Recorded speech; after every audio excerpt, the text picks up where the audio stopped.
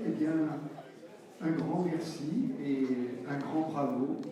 Quand Michel vous a demandé de regagner la salle, j'ai été pris de compassion pour Michel. Je me suis dit jamais je parviendrai à vous convaincre de braver le beau temps, la tentation de rester au soleil pour venir dans cet endroit au demeurant magnifique. Hein, si on est gâté, c'est le cas de voilà, une place, une salle magnifique. On y a aussi plaisir à s'y retrouver.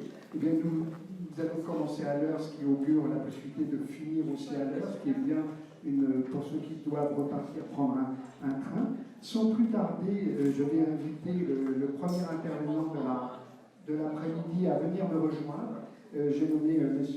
Andro, Guy Andro, que vous avez repéré, c'est lui qui est intervenu en se faisant écho à la question qui vous trottait aussi sans doute dans la tête, c'est-à-dire ces milliards dont on nous parle. Oui, d'accord, mais est-ce qu'il n'y a pas déjà à essayer de résoudre tout simplement un certain nombre de problèmes qui se posent et d'encourager des initiatives territoriales?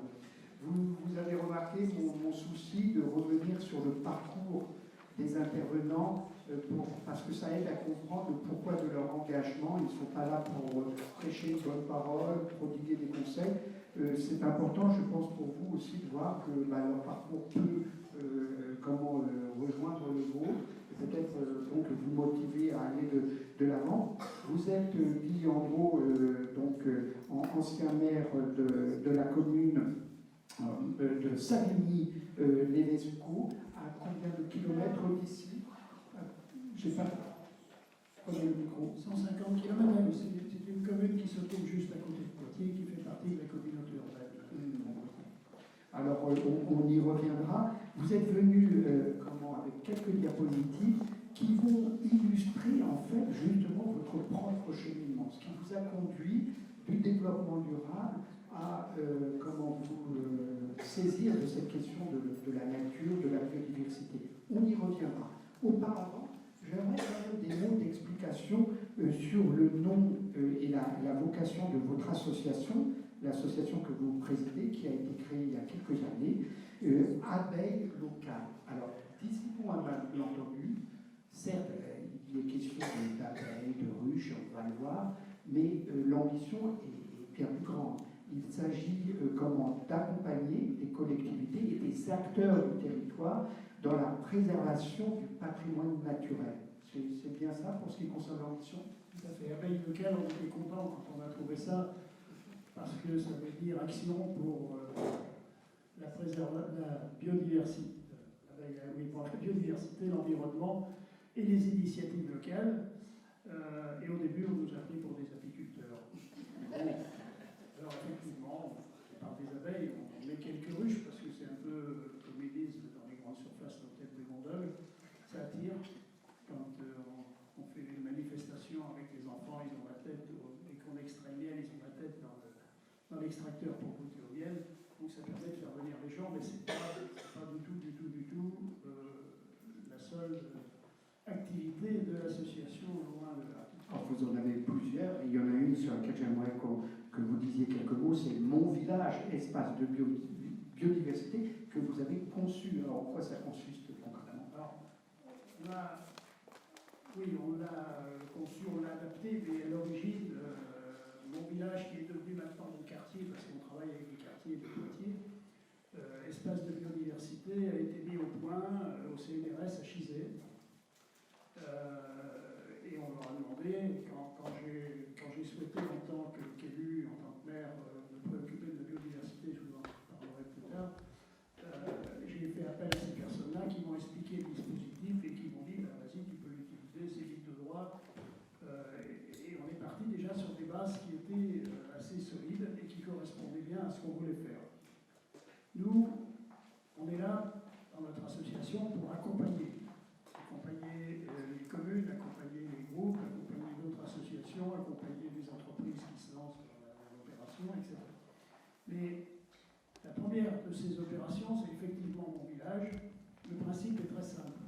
C'est de sensibiliser les habitants, les communes, à la biodiversité, leur montrer l'importance de ça et les amener par l'observation, action, à faire évoluer leurs gestes et leurs pratiques. C'est-à-dire qu'on est complémentaires de toutes ces grandes opérations qui se mettent en place et qui sont bien plus utiles que la nôtre. Mais si tout ça se met en place et que les citoyens ne sont pas convaincus, ça marche moins bien. Donc nous on est là, sur le terrain.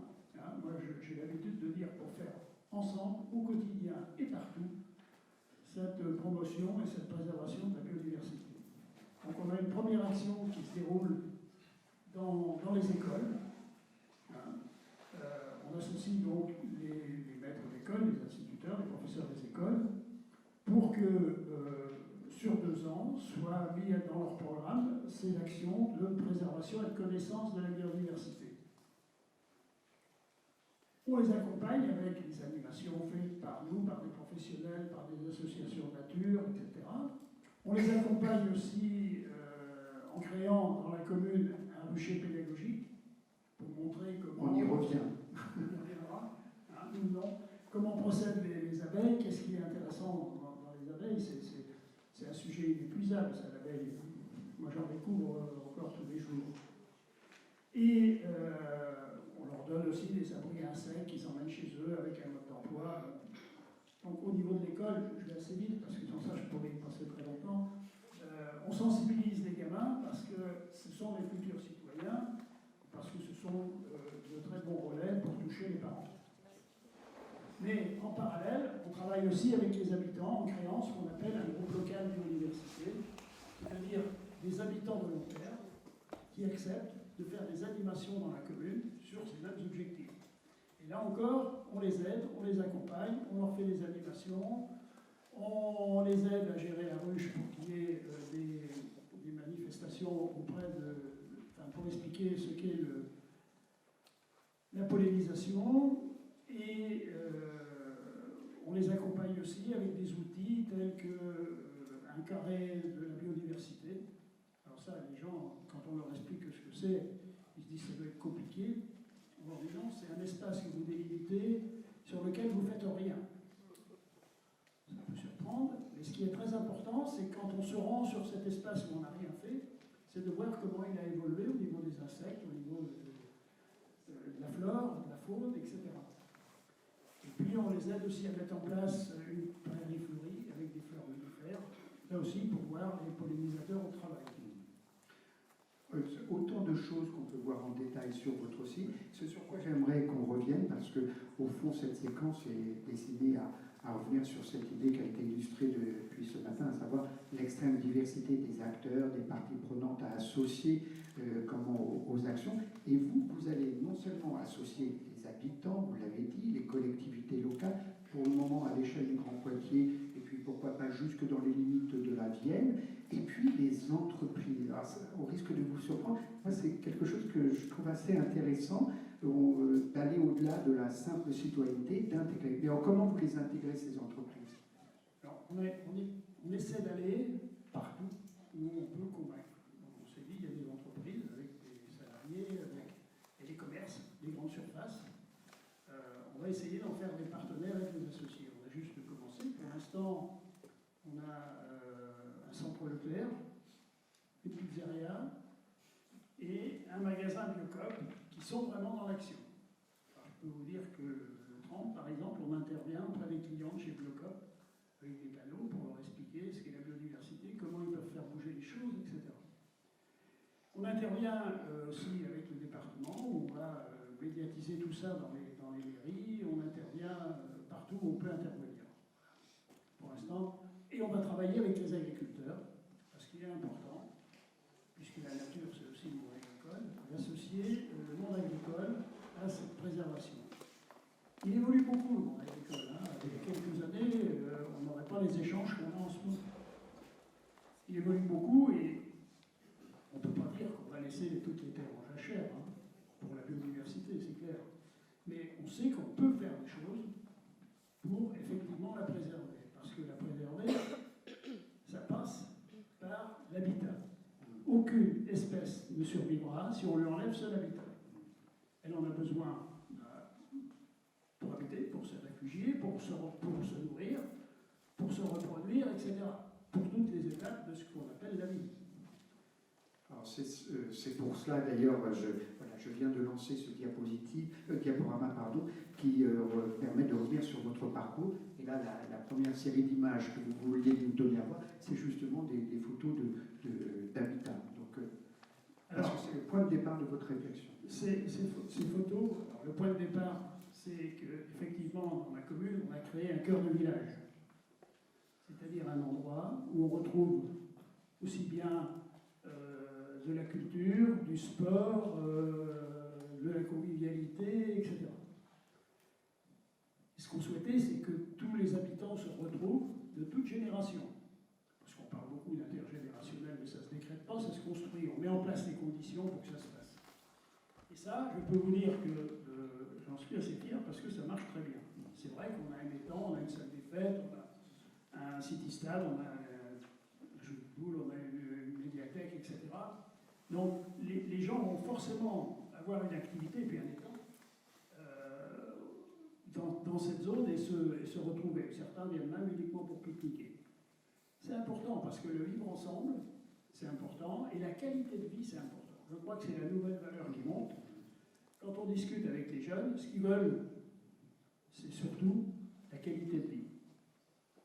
Ils veulent vivre. Et vivre, c'est pas comme moi j'ai connu dans l'aisance, c'est-à-dire gagner de l'argent. Bien sûr qu'ils veulent aussi gagner de l'argent. Hein, mais ils ont un petit peu plus, ils sont peut-être plus sur terre qu'on l'était à une époque. En filigrane, ce que j'entends, c'est qu'il y a l'idée que la préservation de la biodiversité, de l'environnement est un facteur de consolidation, de restauration du lien social et intergénérationnel. Bien sûr, dans nos actions, le lien social est très fort parce que c'est bien ensemble qu'on va gérer cette biodiversité. Et elle est importante parce qu'elle est au cœur de l'équilibre qui va gérer la vie sur Terre. Et on parle beaucoup d'écologistes, d'écologie. Moi, j'ai bien rappelé que l'écologie, c'est avant tout la science qui explique effectivement le mécanisme de la vie sur Terre. Et si on ne s'y met pas tous ensemble, ça ne pourra pas fonctionner. Auparavant, peut-être, alors, pour poursuivre le cheminement, il y a une opération que vous souhaitiez mettre en avant, ou une action, c'est la plaine des Gracinières. C'était une étape importante de votre cheminement? Oui, parce que ça a été le démarrage. Voilà. Donc, cette plaine des Gracinières, c'est un endroit, comme je viens de dire, où on retrouve effectivement tous ces lieux de vie. Et on peut passer à la diapo suivante qui illustre votre attachement à l'entrée par l'habitat. Alors, moi j'ai commencé il y a 12 ans par essayer de construire un programme, bien sûr, de gestion de la commune. Et on s'est posé la question, parce que je crois que c'est intéressant pour un élu de se poser la question, qu'est-ce qu'ils attendent les habitants? Comment veulent-ils vivre? Qu'est-ce qu'ils attendent, etc. Et on est parti de la qualité de vie et on est parti du fait qu'il fallait qu'ils se retrouvent ensemble. Et tout ça dans une démarche de développement durable. Parce que on gomme un peu trop souvent le fait que eh bien, l'écologie, elle est associée quand même à l'économie, au social, etc. Et la première opération que l'on a fait, ça rejoint un peu aux préoccupations, c'est qu'on s'est dit, on avait besoin d'une médiathèque, pourquoi construire une médiathèque pendant qu'on a des vieux bâtiments qui ne servent pas et qu'on va peut-être démolir? Ce n'est pas la solution la plus facile, parce que cette maison de ferme n'était pas vraiment adaptée à ça. Sauf à en faire le prétexte à un chantier d'insertion. Avant, je voudrais dire qu'on a quand même trouvé un architecte, et je félicite les architectes, qui nous a fait quelque chose qui était quand même pas mal. Et puisqu'on est à la dimension sociale, on s'est dit il faut que ce chantier serve à intégrer ces gens qui ont des problèmes dans la vie, qui nous coûtent cher, pour aller jusqu'au bout de la démarche. Hein. Et bien cet argent, il vaut mieux le mettre pour les aider à sortir de cette situation. C'est plus valorisant pour tout le monde. Donc, j'ai créé une association d'insertion pour mettre en place un chantier d'insertion. Et en 13 mois, on a à peu près 12 demandeurs d'emploi qui ne connaissaient rien au bâtiment, avec un encadrement quand même assez performant, qui ont transformé ce bâtiment. Ils l'ont transformé en éco-construction avec des matériaux de proximité, naturels, chaux, champs, hérissons, etc. Et on a utilisé une partie de la façade pour avoir un espace vitré qui nous chauffe le sol de la médiathèque. Bref, vous connaissez ça mieux que moi, avec une double flux qui est répartie. Et on s'est retrouvé avec un bâtiment remarquable qui nous coûte très peu en termes d'énergie. Fait par des gens qui ont appris et qui ont trouvé pour beaucoup un emploi. Ça, c'est important. Alors, ce que je trouve important et remarquable, c'est que en fait, c'est à partir de ce cheminement que vous en êtes venu, si je puis dire, à la biodiversité. C'est pas la biodiversité qui a été le point de départ. Non, parce que là, on s'est dit, mais c'est bien, parce qu'on trouve des matériaux naturels, etc. Et on s'est interrogé effectivement sur cet apport de la nature et sur la biodiversité. Et nos fameuses abeilles. Voilà, donc nos fameuses abeilles, ce sont les premières ruches qu'on a mis pour parler de la pollinisation. Et quand on travaille avec les agriculteurs, la photo du haut, je suis désolé, elle est prise dans l'île de Ré, vous savez, c'est cette île qui doit disparaître. Mais elle est prise sur le sable en haut de la plage. Vous savez, cet endroit où rien ne pousse d'habitude, eh bien, on trouve quand même des plantes qui poussent, c'est très bien. Ça veut dire que, tout simplement, dans nos sols un peu plus riches que sont nos terres cultivables, on a voulu à une époque faire pousser du maïs, et je sais que dans ma commune, il a fallu drainer parce que c'était marécageux. Ensuite, il a fallu arroser pour qu'il pousse mieux. Bon, vous voyez ce qu'on a mis de l'engrais, etc. C'était des périodes pas très glorieuses. Peut-être qu'on expliquera ça tout à l'heure. Aujourd'hui, on cultive du sorgho. Beaucoup moins d'eau, on ne traite pas, etc. Et ça leur rapporte autant. Alors, il faut quand même s'interroger. Et j'ouvre une parenthèse. C'est quand je vois qu'on fait encore des bassines pour prendre sur les terres agricoles, pour faire des cultures qui ne sont pas adaptées au sol, je m'interroge. Alors, c'est fort de ce cheminement, de ces expériences, que vous en êtes venu avec une habitante à créer en 2017-2018 notre fameuse association Abeilles Locales. Avant, j'ai encore une photo à vous commenter. Ah, alors, ça va commencer. Et voilà. Voilà. C'est l'île de Ré sous les eaux. C'est ça l'île UNESCO dans l'eau. C'est le bourg inondé. Quelle année? Oh, c'est inondé régulièrement.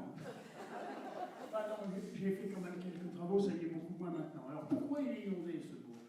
C'est tout simplement parce qu'au bout, là, il y a ce qu'on appelle une vallée sèche. Vous savez, quand il pleut beaucoup, c'est là que passe l'eau.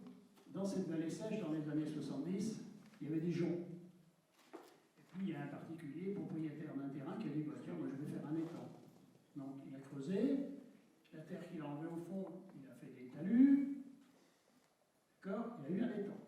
Puis un autre en a fait, puis un autre en a fait. Qu'est-ce qui s'est passé? Cette vallée, elle s'est remplie d'obstacles. On a élevé le niveau des terres. Donc l'eau ne s'écoulait plus. Et là, quand elle ne s'écoule plus, elle va dans les rues. Donc je pense qu'on a intérêt, avant de faire quoi que ce soit, d'observer un peu la nature. Et de faire attention à ce qu'on fait. Il faut la respecter. Cette vallée sèche, elle a été créée par la nature pour évacuer les eaux. Si on fait des obstacles, voilà, je ferme la parenthèse, mais c'est important parce que moi je ne l'avais pas vu tout de suite. C'est après que j'ai compris.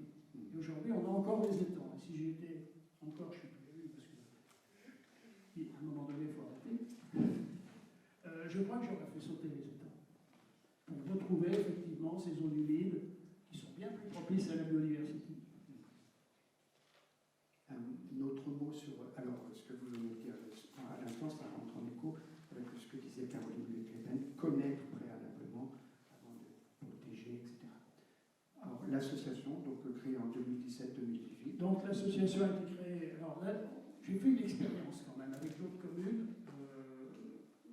Avec 5 autres communes, on était 6, pour mettre en place mon village espace de biodiversité. Quand j'ai vu que ça marchait, on a créé une association, Abeilles Locales, effectivement, en 2018. dont j'ai déjà dit, l'objectif c'est promouvoir et préserver, ça permet aussi de porter un autre regard sur l'avenir. C'est ce que j'appelle tendre la main à la nature et à sa biodiversité. Et elle a besoin qu'on l'aide, et on est capable de le faire. Alors, local, ça ne veut pas dire pour autant s'inscrire dans un périmètre restreint, c'est finalement appréhender les choses à bien d'autres échelles, ce qui illustre la diapositive suivante, me semble-t-il. C'est ce que vous vouliez souligner. Alors, pourquoi on a des problèmes de biodiversité? C'est pas arrivé comme ça, ça dure depuis longtemps, mais ça s'est accéléré. Ça s'est accéléré. Vous voyez, là, dans la photo de gauche, là, il y a deux vues en haut. C'est un territoire tel qu'il était avant la guerre. Alors, ça n'a rien à voir avec la guerre, proprement dit. Et le territoire qu'il est devenu après. C'est tout simplement que, après la guerre, il y a eu un besoin d'avoir davantage de nourriture, on s'est mis à faire des enfants, il y a eu le baby-boom, qui est le baby-boom aujourd'hui, et il a fallu restructurer pour alimenter les exploitations. Donc, elles étaient en polyculture, elles sont passées en monoculture. On a vu le remembrement, et on est passé à des grands champs. On a enlevé les buissons, on a comblé à certains endroits les fossés qu'on a recreusés après, et on est en train de replanter les buissons. Ça veut dire qu'on a appris pendant des dizaines d'années quand même, on a eu conscience des bêtises qu'on avait fait. Quelle incidence ça a? Alors on le voit dans le schéma de droite, quand on est dans une région de blocage comme en Vendée, on a beaucoup de biodiversité. Quand on est comme des régions vers chez nous, on en a beaucoup moins. Quand on arrive dans la Beauce, il n'y en a plus beaucoup. Alors, vous allez me dire, c'est pas grave, hein. Sauf que moi, je jardine, j'ai des arbres fruitiers, et je ramasse les pommes en ce moment. Beaucoup sont malades, ont des vers, etc. Et je me rappelle, moi, quand j'étais jeune, eh bien, quand on ramassait les pommes, elles n'étaient pas comme ça. Mais dessous, il y avait des arbres qui poussaient. On l'a fauché juste pour ramasser les pommes. Donc, il y avait les papillons, il y avait les insectes, il y avait un équilibre qui s'était créé. Et les agriculteurs commencent à y revenir. Quelle culture je vais faire pour qu'il y ait tel insecte qui remplace mes produits, etc. Donc, on apprend beaucoup de la nature. On a voulu, avec des produits chimiques, la remplacer, c'est pas, ça ne marche pas. Hein. En plus, ça nous a intoxiqués. C'était pas forcément la bonne solution.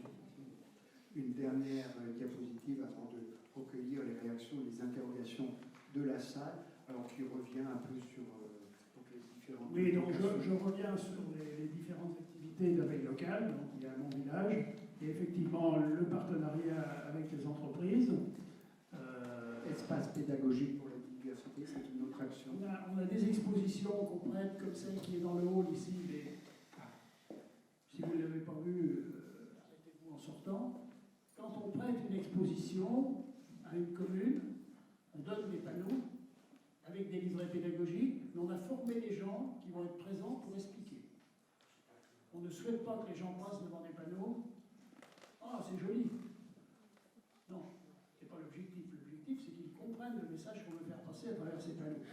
Donc, on forme des bénévoles dans les communes qui vont accompagner cette exposition pour expliquer aux habitants qui vont venir effectivement ce que veulent dire ces panneaux.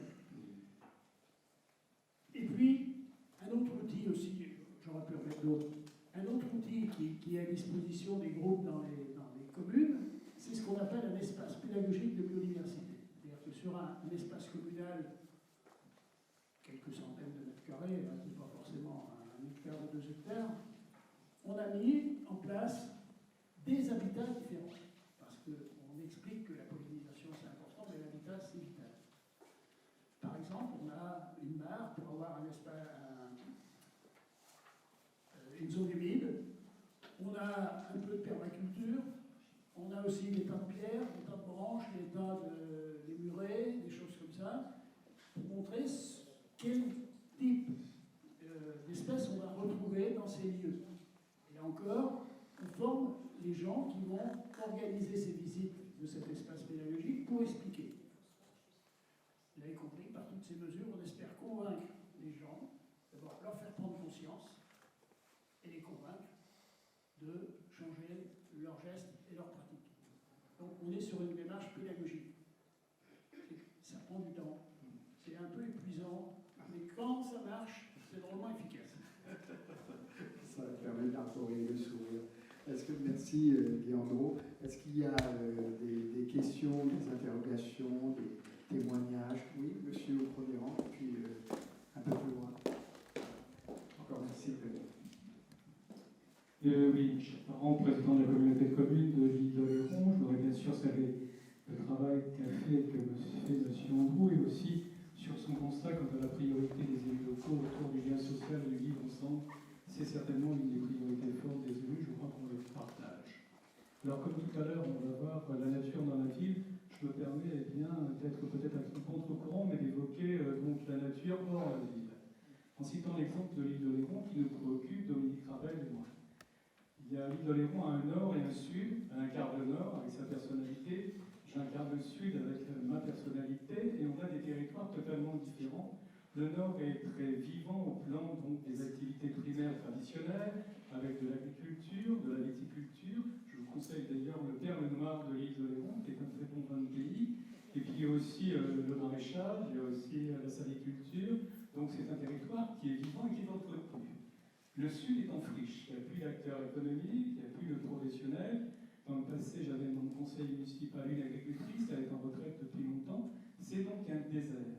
Est-ce que ces friches, puisque pour moi ce sont des friches, est-ce qu'on considère qu'elles doivent être laissées en l'état et la nature fait ce qu'elle doit faire, bien ou moins bien, ou est-ce qu'on considère que l'homme a un rôle à jouer et comment peut-il jouer un rôle? Je citerai des exemples très concrets. On a le marais ostréicole, c'est quand même 30% de la surface de l'île d'Oléron. Le marais est largement abandonné pour des raisons économiques et historiques. On a les bosses de marais qui étaient cultivées par nos anciens. Aujourd'hui, ça n'est plus le cas. Ce sont des friches, ce sont ce qu'on appelle des buissons d'épinette. Est-ce que c'est satisfaisant pour la biodiversité? On a aussi des terres agricoles qui ne sont plus occupées, des endroits qui sont riches. Il y a une reforestation, c'est-à-dire des bois avec souvent donc, des voies impénétrables.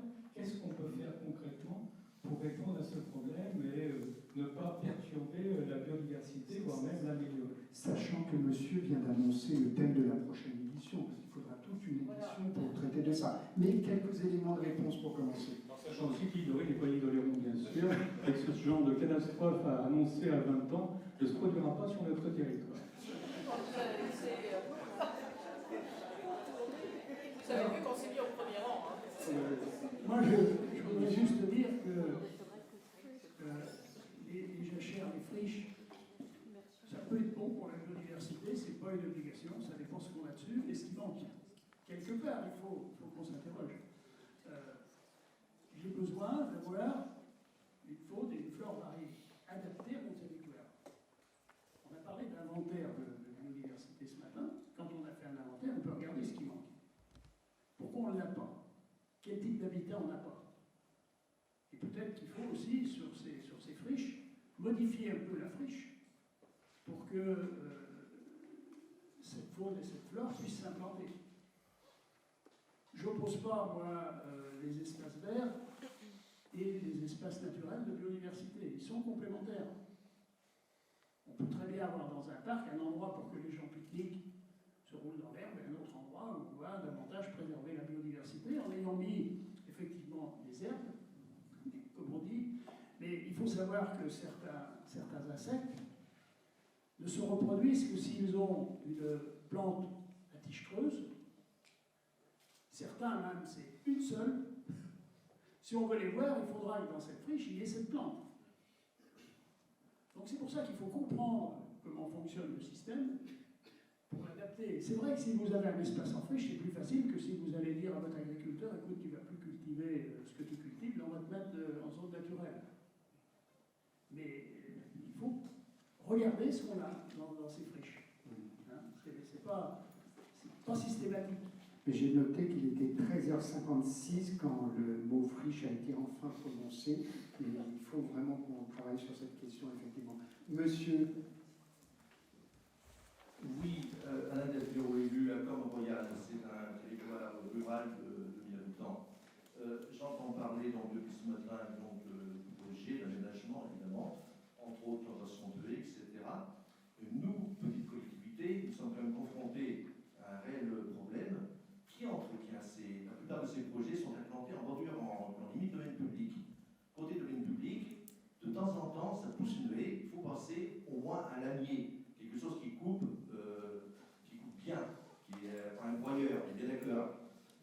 ça a un coût.